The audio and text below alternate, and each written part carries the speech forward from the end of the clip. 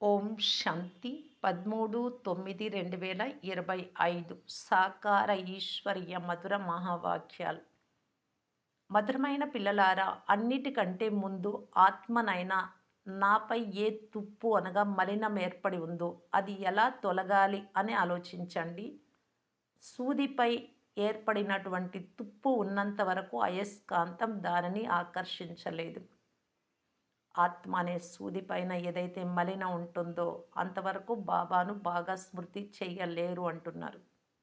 ప్రశ్న: పురుషోత్తమ సంగమ యుగంలో పురుషోత్తములుగా తయారయ్యేందుకు మీరు ఏ పురుషార్థం అనగా ప్రయత్నం చేయాలి? జవాబు: కర్మాతీతులుగా ఏ పురుషార్థం, ఏ కర్మ సంబంధాల వైపు బుద్ధి వెళ్ళరాదు అనగా కర్మ బంధనాలు తమ వైపు ఆకర్షించరాదు. మొత్తం సంబంధమంతా ఒక్క తండ్రితోనే ఉండాలి. ఎవరిపైన మనస్సు లాగరాదు, అంటే గుర్తుకు రాకూడదు. ప్రాపంచిక విషయాలలో, వ్యర్థ మాటలలో మీ సమయం వృధా చేయకండి. స్మృతిలో ఉండేందుకు అభ్యాసం చేయండి.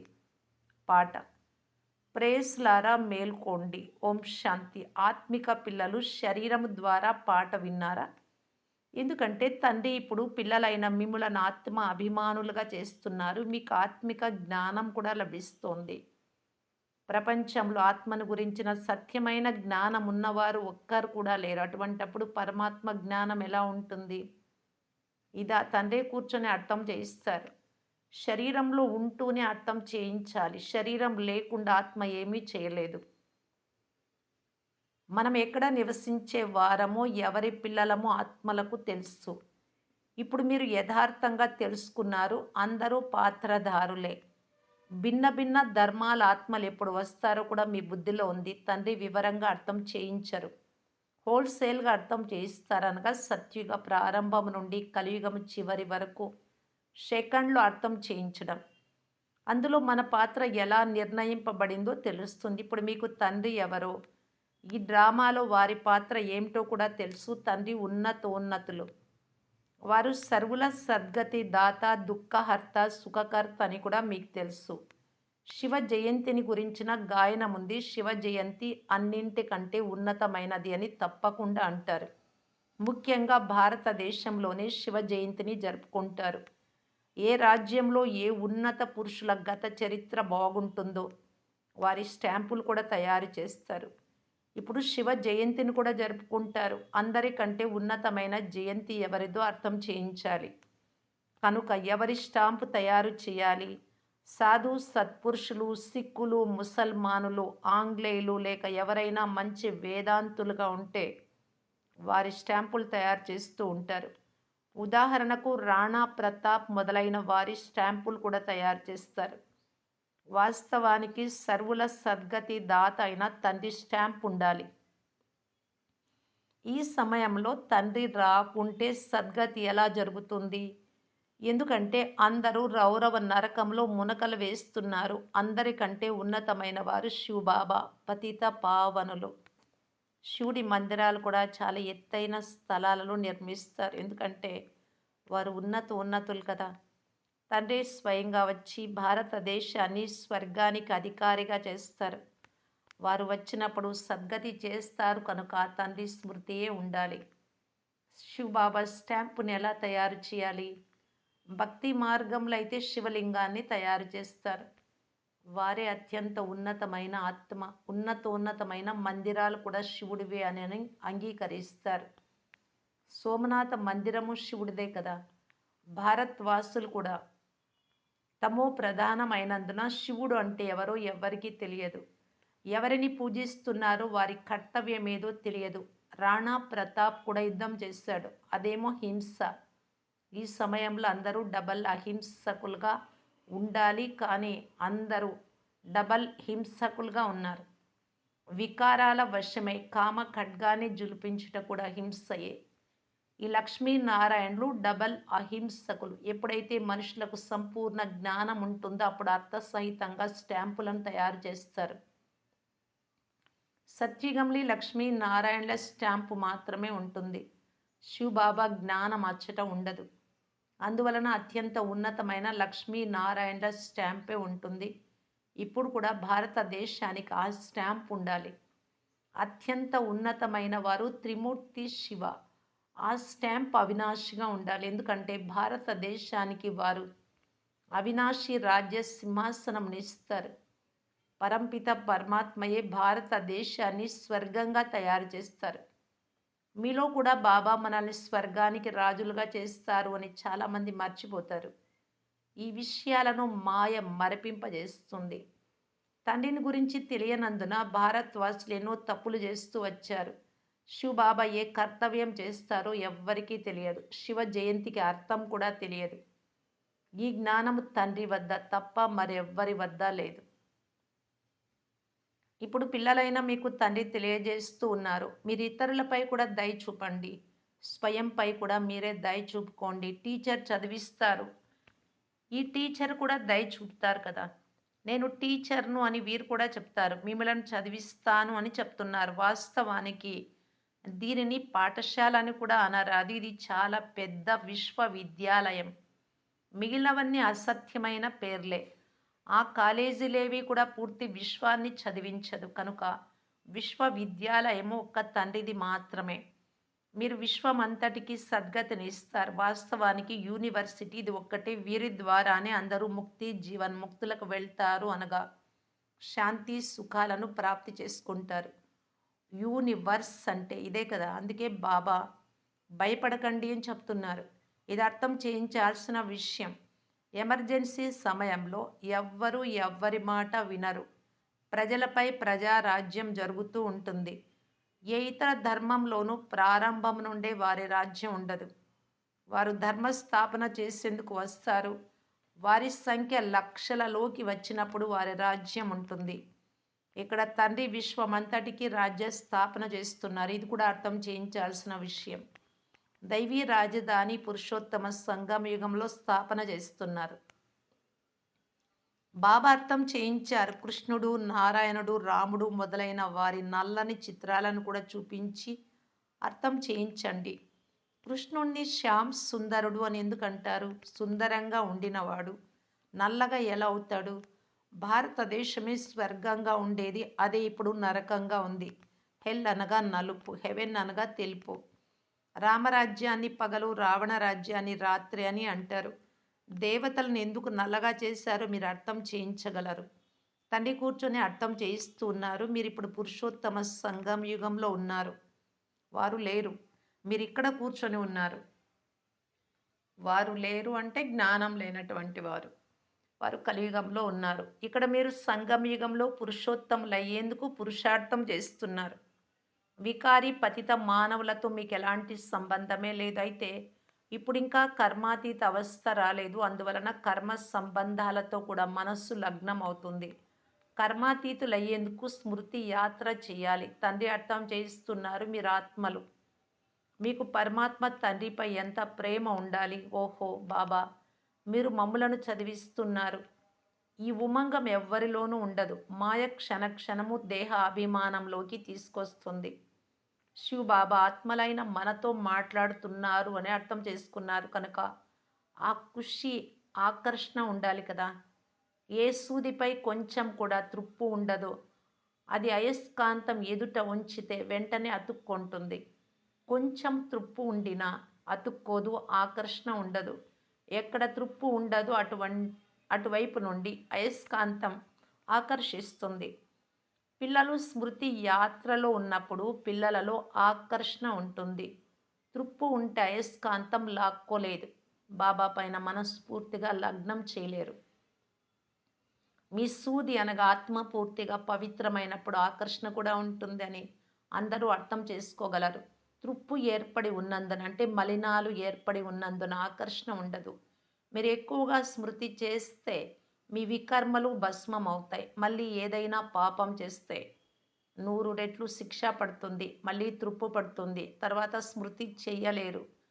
స్వయాన్ని ఆత్మగా భావించి తండ్రిని స్మృతి చెయ్యండి. స్మృతి మర్చిపోతే త్రుప్పు పడుతుంది కనుక అంత ఆకర్షణ, ప్రేమ ఉండదు. త్రుప్పు వదిలితే ప్రేమ ఏర్పడుతుంది. ఖుషి కూడా ఉంటుంది. ముఖం సంతోషంగా ఉంటుంది. మీరు భవిష్యత్తులో ఇలా తయారవ్వాలి. సేవ చేయకుంటే పాత పనికి రాని మాటలు మాట్లాడుతూ ఉంటారు. ఆ మాటలు తండ్రితో బుద్ధి యోగాన్ని తుంచివేస్తాయి. ఉన్న ప్రకాశం కూడా మాయమైపోతుంది. తండ్రిపై కొంచెం కూడా ప్రేమ ఉండదు. తండ్రిని ఎవరు బాగా స్మృతి చేస్తారో వారికి ప్రేమ ఉంటుంది. తండ్రికి కూడా వారిపై ఆకర్షణ ఉంటుంది. ఏ పుత్రుడు సేవ బాగా చేయడమే కాక యోగం కూడా చేస్తాడో అతనిపై తండ్రికి కూడా ప్రేమ ఉంటుంది. నేను ఏ పాపము చేయలేదు కదా అని అతడు స్వయంపై గమనము ఉంచుతాడు. స్మృతి చేయకుంటే మలినాలు ఎలా వైదొలగుతాయి? తండ్రి అంటున్నారు, చార్ట్ ఉంచండి, తుప్పు వదులుతుంది. బాబా సలహా ఇస్తూ ఉన్నారు. తమో ప్రధానం నుండి సతో ప్రధానంగా అవ్వాలి అంటే త్రుప్పు వదలాలి. త్రుప్పు వదులుతుంది, మళ్ళీ ఏర్పడుతుంది. 100 రెట్ల శిక్ష పడుతుంది. తండ్రిని స్మృతి చేయలేదు అంటే ఆ సమయంలో ఏదో ఒక పాపం చేస్తారు. తండ్రి అంటున్నారు, త్రుప్పు వదలకుండా మీరు నా వద్దకు రాలేరు. లేకుంటే తర్వాత కూడా శిక్షలు అనుభవించాల్సి వస్తుంది. దెబ్బలు తినడమే కాక పదవి కూడా భ్రష్టమైపోతుంది. అలాగైతే తండ్రి ద్వారా వారసత్వమేమి లభించినట్లు? త్రుప్పు పట్టే కర్మలేవి చేయరాదు. అవగుణాలకు వశమై దేహాభిమానంతో ఏ కర్మలు చేయరాదు. మొదట మీకు పట్టిన త్రుప్పు వదిలించుకునే గమనం ఉంచండి. అదే చార్ట్. గమనం ఉంచకుంటే వారి అదృష్టంలో లేదు అని తండ్రి భావిస్తారు. అర్హత ఉండాలి, మంచి గుణాలు ఉండాలి. లక్ష్మీనారాయణల గుణగణాలు మహిమ చేయబడ్డాయి. ఈ సమయంలో మనుష్యులు లక్ష్మీనారాయణల ముందు వారి గుణాలను వర్ణన చేస్తారు. శివబాబాను గురించి తెలియనే తెలియదు. సద్గతి చేసేది శివబాబా ఒక్కరు మాత్రమే. సన్యాసుల వద్దకు వెళ్తారు కానీ సర్వులకు సద్గతి దాత ఒక్క తండ్రి మాత్రమే. తండ్రే స్వర్గ స్థాపన చేస్తారు, మళ్ళీ క్రిందకు దిగాలి. తండ్రి తప్ప వేరెవ్వరూ పావనంగా చేయలేరు. మనుషులు లోతైన గుంటలలో కూర్చుంటారు. దీనికంటే గంగలో కూర్చుంటే శుభ్రంగానైనా అవుతారు.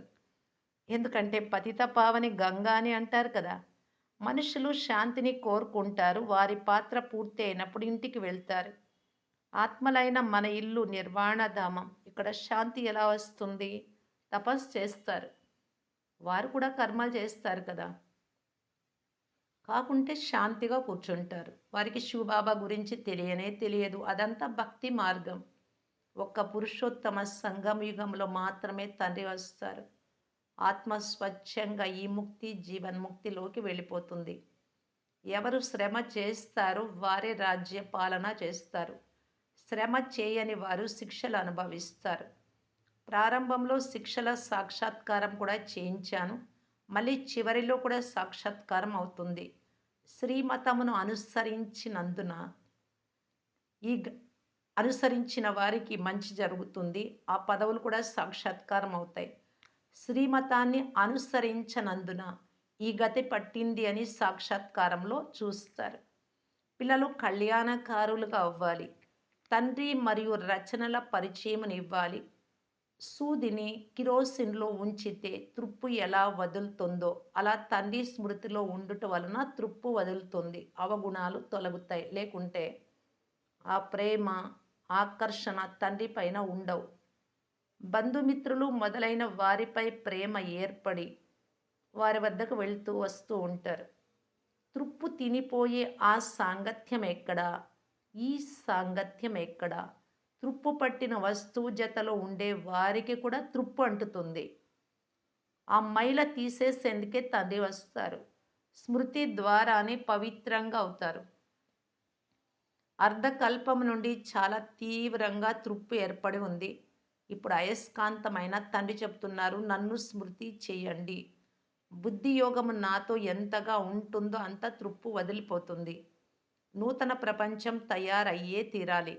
మొదట చాలా చిన్న దేవీ దేవతల వృక్షం ఉంటుంది. మళ్ళీ అది వృద్ధి చెందుతుంది. అక్కడి నుండి మీ వద్దకు వచ్చి పురుషార్థం చేస్తూ ఉంటారు. పైనుండి ఎవరూ రారు.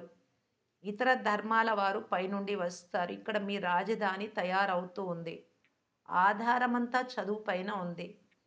తండ్రి శ్రీమతం అనుసారంగా నడవాలి. బుద్ధి యోగము బయటకు పోతూ ఉండినా త్రుప్పు పట్టుకుంటుంది.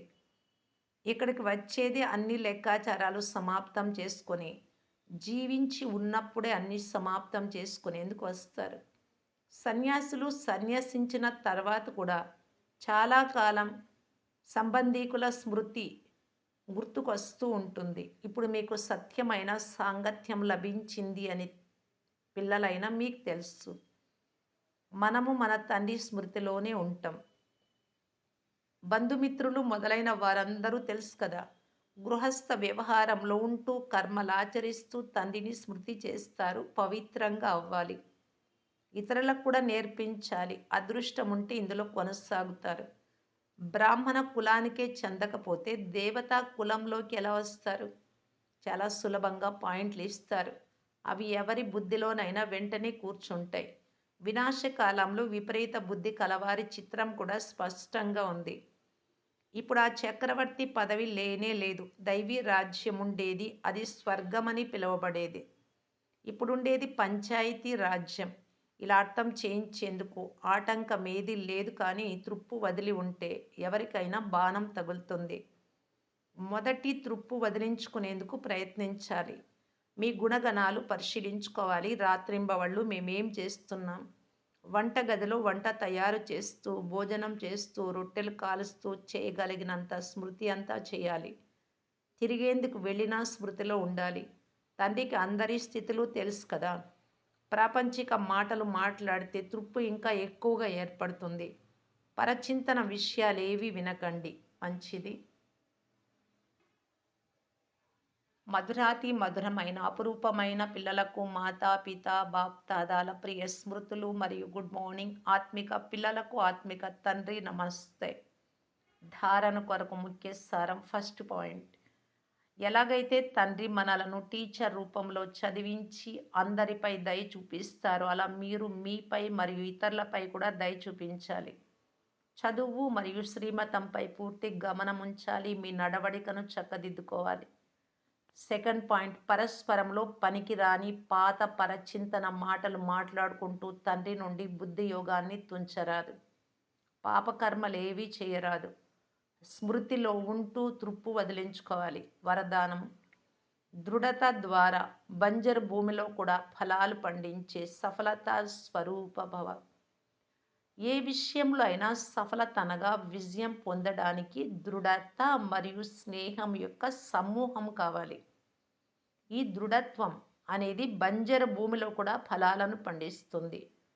ఎలాగైతే ఈ రోజులలో సైన్స్ వారు ఇసుకలో కూడా పంటలను పండించే ప్రయత్నం చేస్తున్నారో అలా మీరు సైలెన్స్ శక్తి ద్వారా స్నేహం అనే నీటిని ఇస్తూ ఫలీభూతం చేయండి.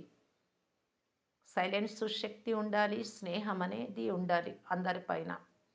దృఢత ద్వారా నిరాశ చెందిన వారిలో కూడా ఆశా దీపాలను వెలిగించవచ్చు.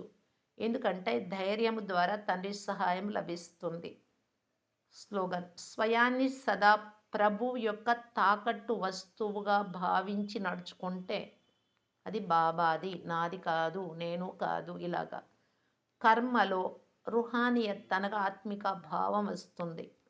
అవ్యక్త సూచన, ఇప్పుడు లగ్నం అనే అగ్నిని ప్రజ్వలితం చేసి యోగాన్ని జ్వాలారూపంగా చేసుకోవటానికి బాప్దాదా తెలియజేస్తున్నారు. సారథి, రతికుడు అనగా ఆత్మ అభిమాని. ఎందుకంటే ఆత్మనే సారథి. బ్రహ్మబాబా ఈ విధి ద్వారానే నంబర్ 1 యొక్క సిద్ధి ప్రాప్తి చేసుకున్నారు. కనుక బ్రహ్మబాబాను అనుసరించండి. తండ్రి దేహాన్ని ఆధీనం చేసుకొని ప్రవేశిస్తారు అనగా సారథిగా అవుతారు. కానీ దేహానికి ఆధీనం అవ్వరు శివబాబా. కనుకనే అతీతంగా మరియు ప్రియంగా ఉంటారు. అదేవిధంగా బ్రాహ్మణాత్మలైన మీరు కూడా తండ్రి సమానం సారథి యొక్క స్థితిలో ఉండండి. సారథి నేను రతికుడు అంటే స్వతహాగానే సాక్షిగా ఉంటారు. అప్పుడు ఏం చేసినా, చూస్తున్నా, వింటున్నా, అన్ని పనులు చేస్తున్నా మాయ యొక్క లేప చేపముల నుండి నిర్లేపంగా అంటే ప్రభావం అంటకుండా ఉంటారు. ఓం శాంతి.